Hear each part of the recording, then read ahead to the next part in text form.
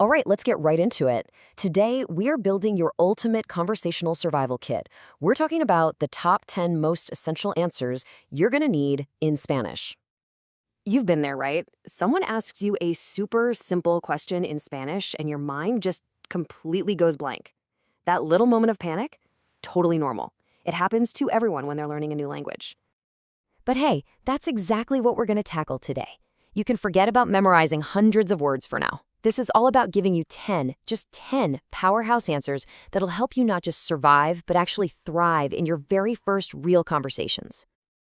Okay, first up, the absolute basics. Seriously, think of these as the rock-solid foundation for pretty much any conversation you're about to have. And of course, we have to start with the most fundamental word of all, sí. It's simple, it's universal, it just means yes. This is your go-to, your all-purpose positive answer. And, just as important is its direct opposite, no. This little word is your tool for being perfectly clear. Whether you're saying no to something or just correcting a misunderstanding, a firm no is absolutely essential. Okay, but here's a pro tip. If you really want to level up your yes and sound a little more natural, a little more like a local, there's an even better word to use. And that word is claro. I love this one. While sí is always correct, claro means something more like of course or sure. It's just friendlier, way more conversational. It's what you're going to hear native speakers use all the time. It really shows you're not just answering, you're actually engaging in the conversation. Awesome.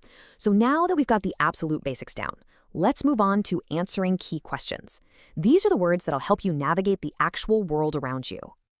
So just imagine someone's asking you for something, or maybe they're asking where the bathroom is.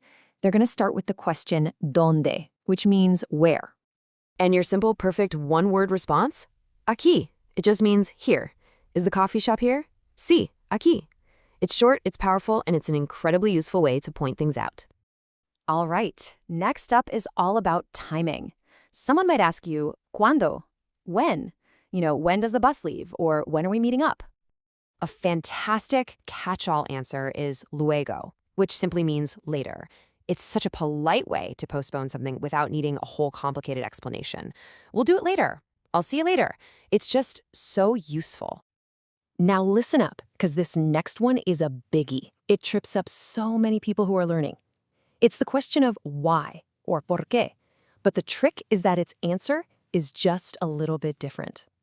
And here is that small but absolutely crucial difference. To ask why, you say porqué. See that? It's two words, and it has an accent on the E. But to answer with because, it all smushes together into one word, porqué. No accent. It's a tiny detail, but it's the key to getting this right every single time. Okay, so you can handle yes, no, where, when, and because. But what happens when you just genuinely don't know the answer? This next part is so important. It's all about how to be honest when you're feeling a little unsure. Someone might be talking a little fast, and then they pause to check in with you, asking, ¿entiendes? Do you understand? And you know what? It is 100% okay if the answer is no. So here's the deal. Don't just nod along and pretend. The most honest and probably the most useful phrase you can learn is no say, I don't know. Saying this is so much better than faking it. It actually invites the other person to help you, to explain it in a different way. Okay, let's talk about quantity. A classic example you'll run into every single day is ordering a coffee. The barista might look at you and ask, ¿cuánta azúcar? How much sugar? And your answer really couldn't be easier. If you want a lot, you say mucho. If you just want a little bit, you say poco. This little pair of words is so versatile. You can use it for shopping, for ordering food, for describing almost anything. All right, let's bring this all home. This last section is all about your conversational flow. It's about seeing how these few simple words are the real building blocks for having a genuine conversation. The biggest takeaway here is this. You do not need a huge vocabulary to start speaking. You just need the right words. Real confidence comes from having a reliable toolkit you can count on, not from knowing every single word in the dictionary. And there it is, your entire Spanish survival kit, all on one screen. So let's recap.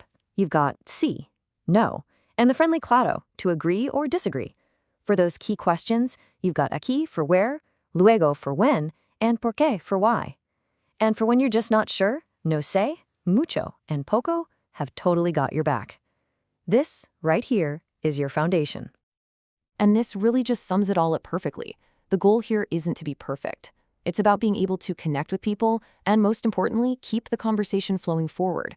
Master these, and you'll do just that. So it all comes down to this. You now have the answers. You have the toolkit to handle some of the most common questions you're ever going to face. So the only real question left is, what conversation are you going to start first?